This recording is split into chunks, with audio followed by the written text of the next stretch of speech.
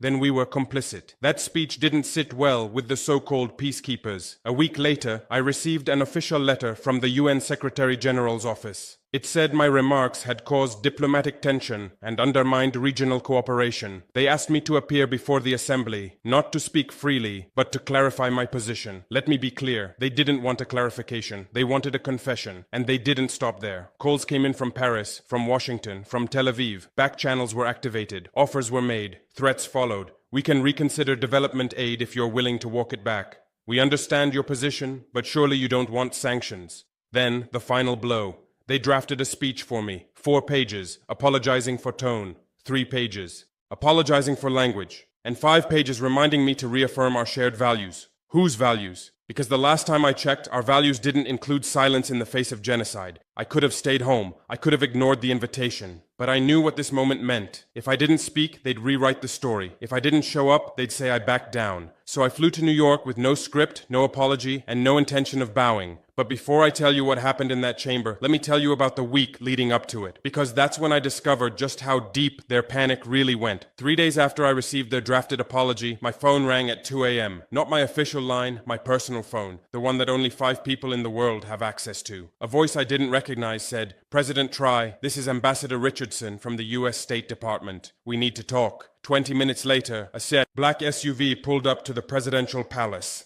No flags, no diplomatic plates, no advance notice.